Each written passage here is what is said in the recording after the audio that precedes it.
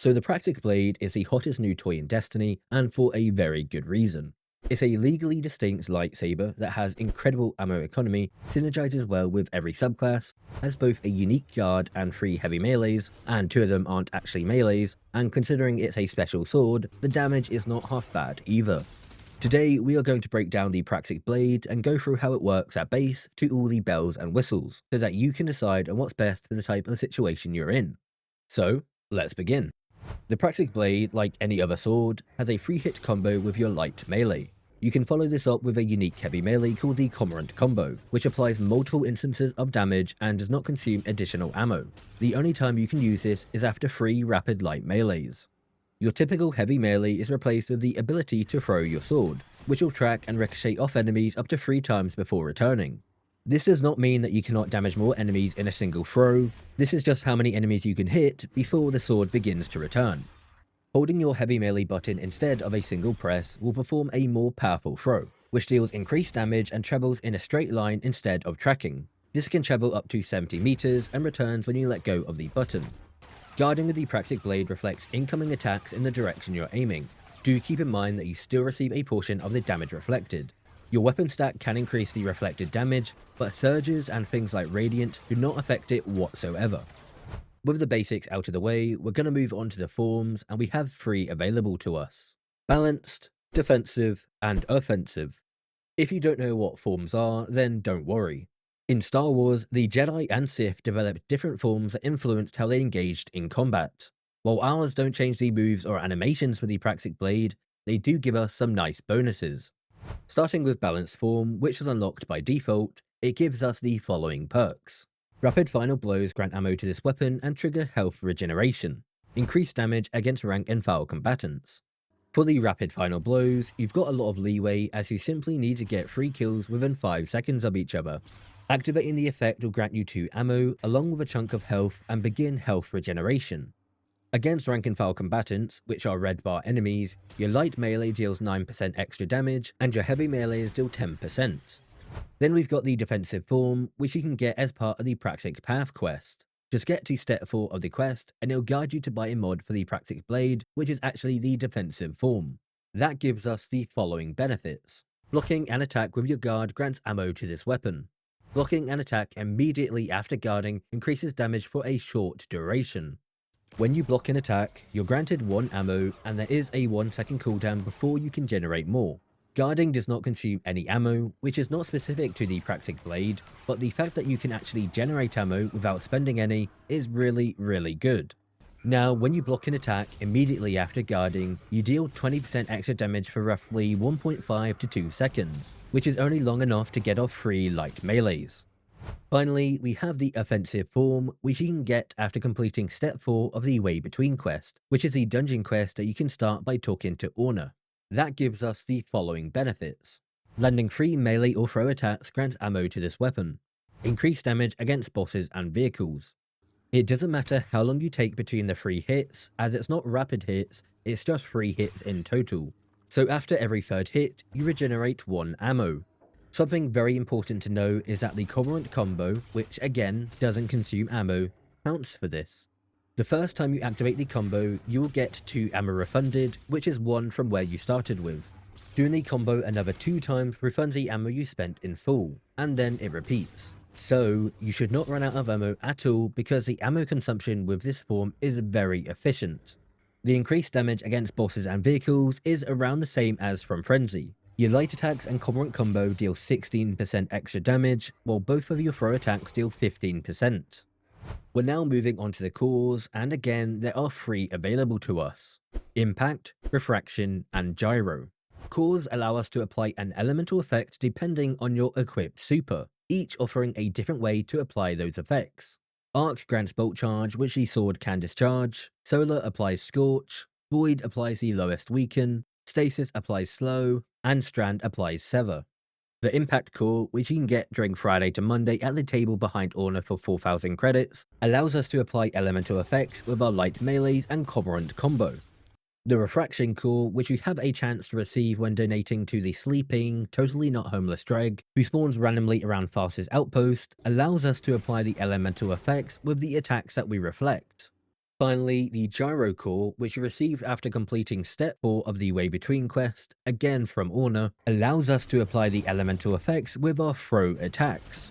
Do keep in mind that the extra damage that the different forms offer, such as Offensive Form, which as a reminder, allows you to deal 15% extra damage to bosses and vehicles, does not affect the damage of any of the elemental effects. Now, like with most exotics, there are 4 catalysts that we can unlock for the Praxic Blade. Starting with Echoing Blade, this increases the amount of targets that your thrown sword can hit from 3 to 5.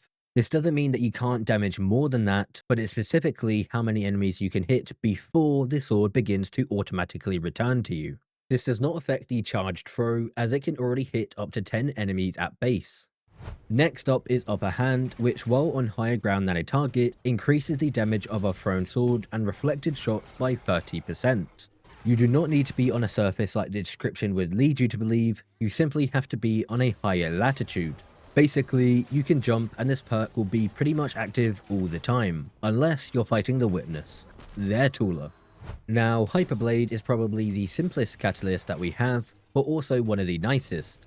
When reflecting an attack, you're granted Amplified and a perk akin to Eager Edge, which is also named Hyperblade. When Hyperblade is active, our next melee will lunge further. As a reminder, Amplified on top of its main traits also grants a 15% damage resist and makes enemies less accurate against you. Finally, our last trait is Energy Conduit, which grants health regeneration based on the number of targets hit by our thrown sword. Now, this actually grants health and health regeneration.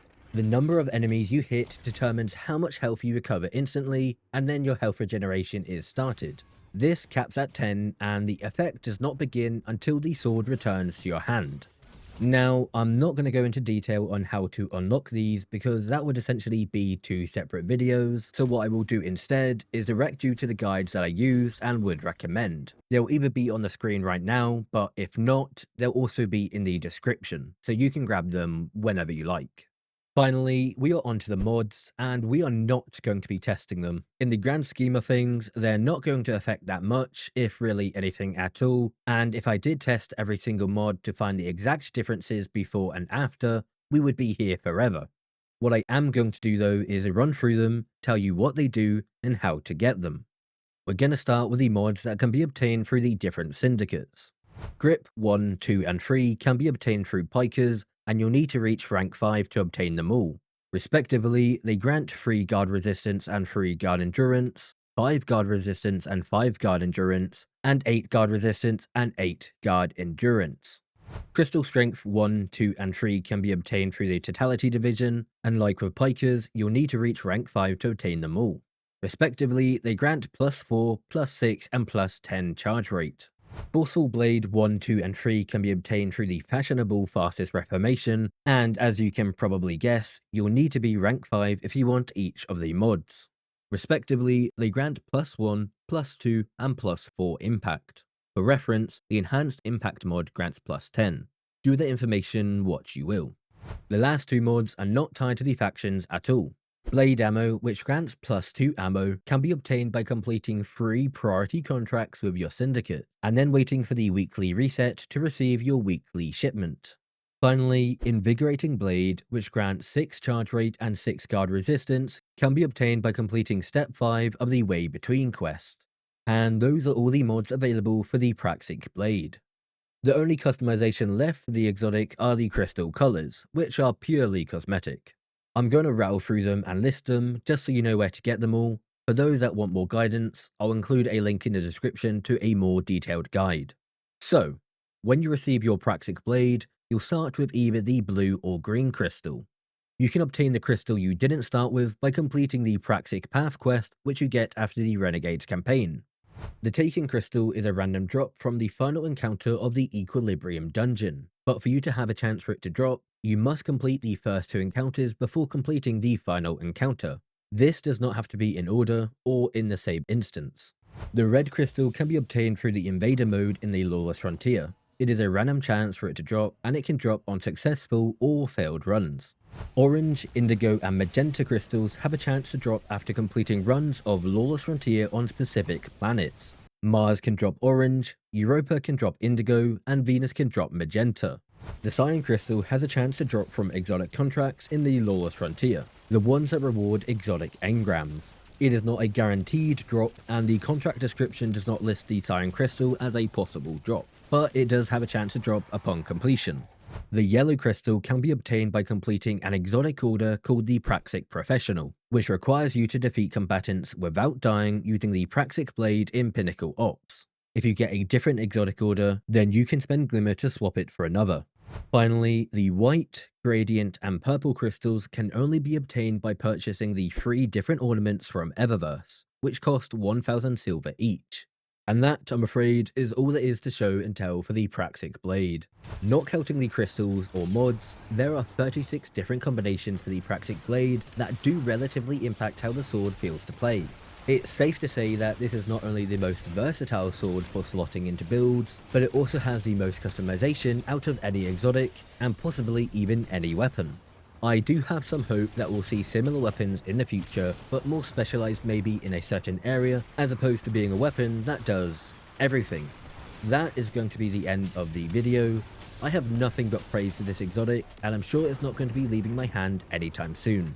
I would love to hear your thoughts and even some builds that you're using alongside it. As always, thank you for watching, have a great day.